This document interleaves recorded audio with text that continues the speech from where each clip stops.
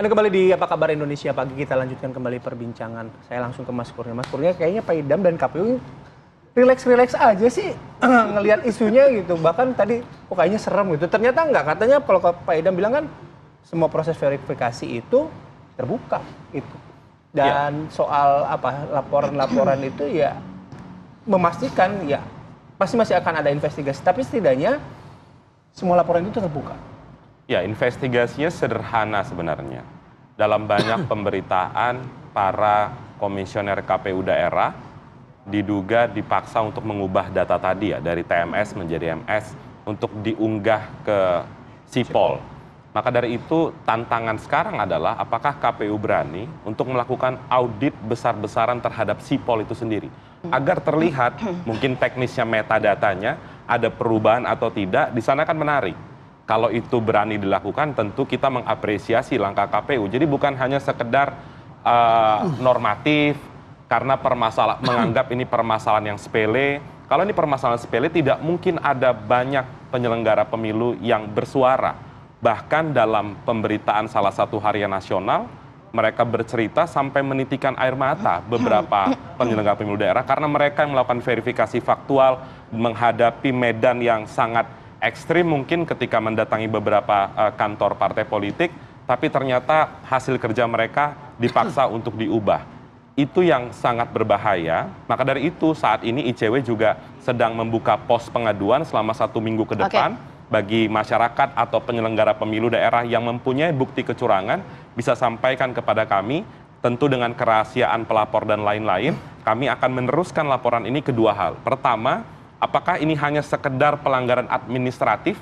Kalau administratif tentu ranahnya ke DKPP. Atau mungkin ada unsur tindak pidana, misalnya pemalsuan dokumen. Atau mungkin ada isu tindak pidana korupsi juga di sini yang penting untuk ditelusuri. Ini baru tahapan awal proses penyelenggaraan pemilu. Tentu kalau kita bicara konteks sampai nanti Februari 2024 menjadi penting.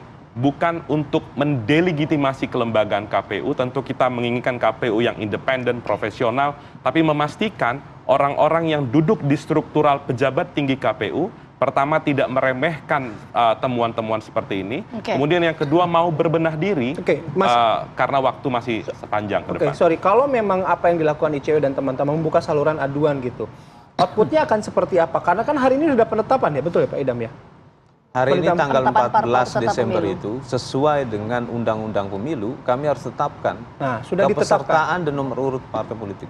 Gimana Mas? Ya tentu bukti-bukti itu masih relevan dan masih bisa untuk diperjuangkan melalui DKPP atau ke aparat penegak hukum.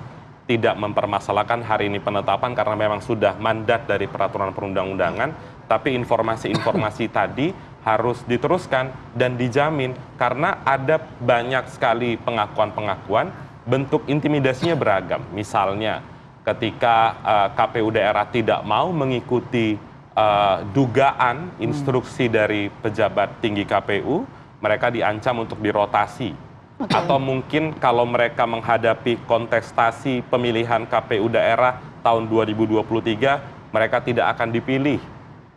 Menariknya memang, dan mungkin Pak Idam bisa konfirmasi, ada berapa sebenarnya komisioner KPU yang tidak menandatangani proses verifikasi faktual partai politik itu. Pertanyaan lanjutannya adalah kenapa mereka tidak menandatangani berita acara, karena salah satu pendapat yang mengatakan dari komisioner KPU daerah, mereka juga dipaksa untuk menandatangani berita acara. Kita tangkap poinnya.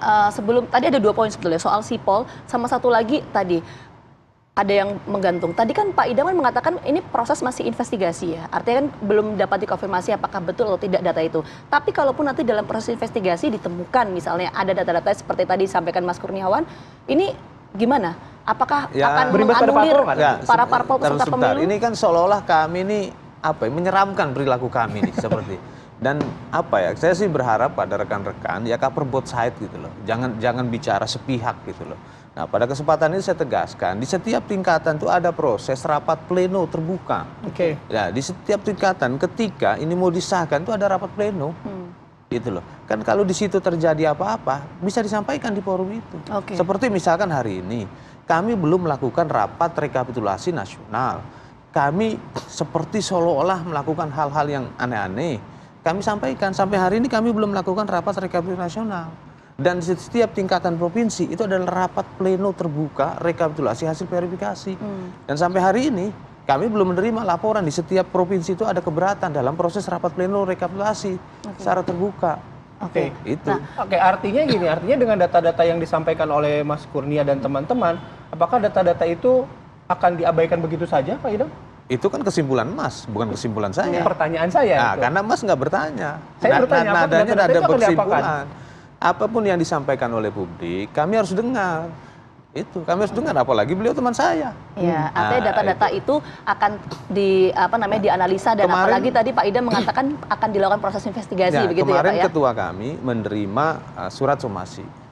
Beliau sampaikan langsung ke media, kami akan lakukan pengawasan dan kami akan tindak lanjuti. Itu kata ketua kami. Oke, nah ini menarik Pak Idam, pertanyaan selanjutnya ini kan akan ditindaklanjuti. Kita kalau ada kata tidak ditindaklanjuti kan kita kan belum tahu ya apakah ini betul atau tidak. Proses investigasi masih terus berlangsung.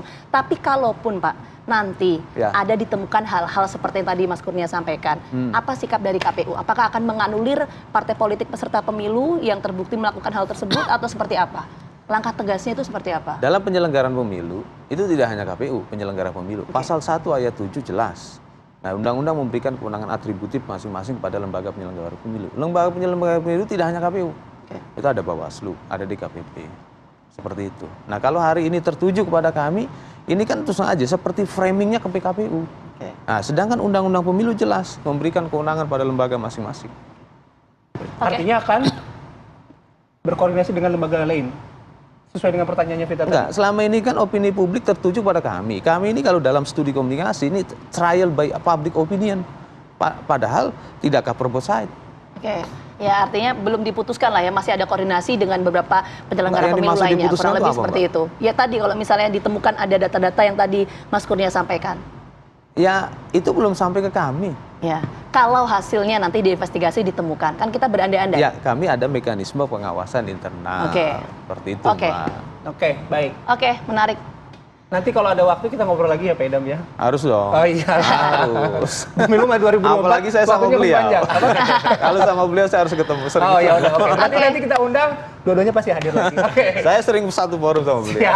Iya. Thank you Pak Idam. Oke. Mas Nanti Kurnia juga ditunggu terima hasil kasih investigasinya, atas, Pak Idam, ya. waktunya pagi hari ini.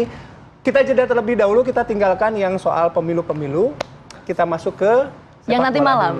Yang nanti malam ya, Mbak ya. Kita ngobrol sepak bola dulu ya. Sesaat lagi di Apa Kabar Indonesia Pagi.